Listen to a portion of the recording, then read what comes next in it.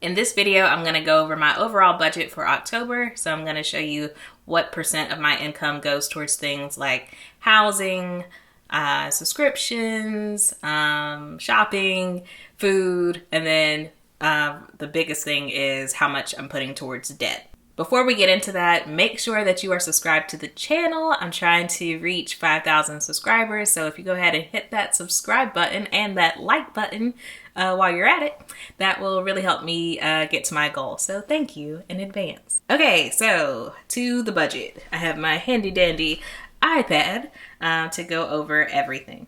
So first up is housing. So housing for this month, pretty much the same as every month, because that doesn't typically change, is my rent or housing. So that is at 29%, and that includes things like my rent.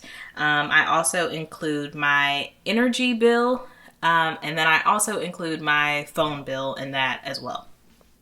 So out of my overall take-home budget, that's an important thing. All of this is my take-home budget. It goes, 29% of that goes towards housing. As a rule of thumb, you don't want your housing to go over like 30%. So I am just there. Next up is living. That pretty much stays the same every month. That's at 12%. So under living, that includes things like eating out and groceries. It includes shopping, household items like shampoo, toilet tissue, those type of things. And I'm missing something. Entertainment, which I don't use that much for entertainment nowadays. In previous months, I have only used cash for living expenses, just because that's what I was doing when I was paying off my car. And I just find that it really helps to control and limit your spending when you have to like physically give a form of currency to someone versus just like swiping your card. However, with the current times, it's become annoying to have to carry cash, and then there's some places where they don't accept cash, and then there's always like those awkward moments when like everyone else is paying with a card, and then you have to take like the extra time to like physically count out the bills. And then a lot of places, because there's a coin shortage, they want you to pay in like exact cash. So I'm taking up like even more time as I'm like counting through the quarters, dimes, and pennies and nickels and whatever. So this month I'm experimenting, and I am doing, I'm not using cash this month. I'm just sticking to a debit card, and I've been trying to find like a digital way to have cash envelopes, and I've found a platform that I'm trying out. I have a 34 free day trial with them. They're called You Need a Budget, and I'm trying that out. You can look them up. This is not sponsored. I wish it was, but it's not sponsored.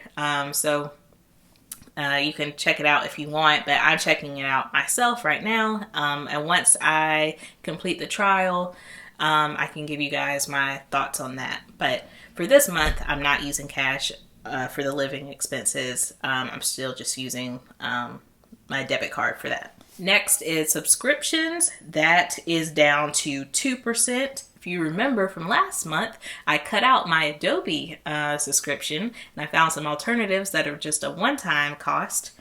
So my subscriptions is down to 2%. Yay me. Next is giving.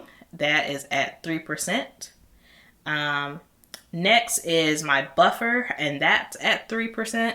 So my buffer is for anything that I forgot to think of or forgot to budget for this month. So I just give myself a little wiggle room for anything that I may have forgotten or any like surprises that pop up. Next is gifts at 1% of my budget.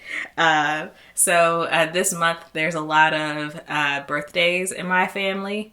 So I have to get some people some gifts. 1% does sound really small, especially considering like what I'm about to say next. But yeah, they're at 1% for those people. It's a thought that counts if you guys ever see this video. Next is fall clothes. I need some more clothes, even though I'm not really going anywhere. My fall clothes from last year don't quite fit the same. They're a little snug, just a little bit. So I budgeted to, I'm actually going to go to an outlet mall. I'll be safe. Don't worry. I wear a mask. And I just want some like sweaters. So that's what I'm budgeting as fall clothes, 2%.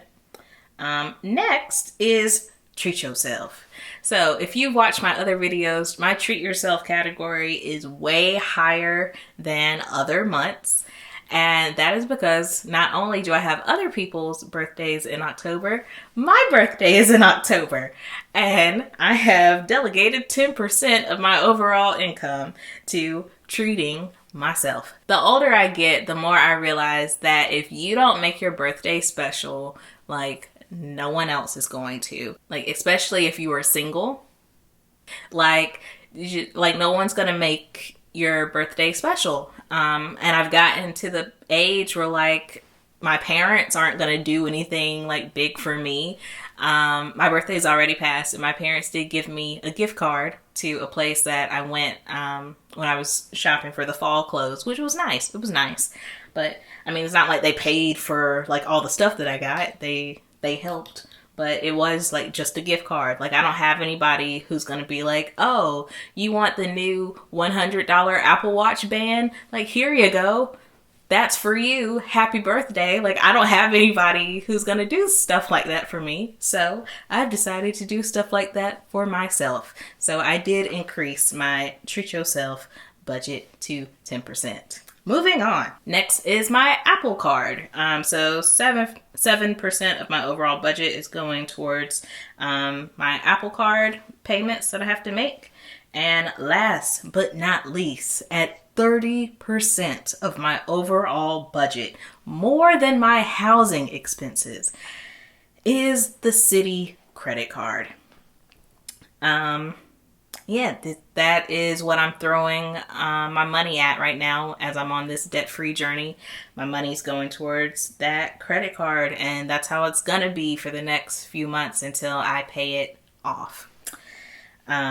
What you will notice is missing are two things from my overall budget. Savings. I reached another goal that I had for my savings, so I haven't added to that since September. Is that okay? I guess. I don't really know. With this crazy world that we live in, who knows what could happen. But I don't know. I do have a cushion if something does happen, which is more than like other people can say.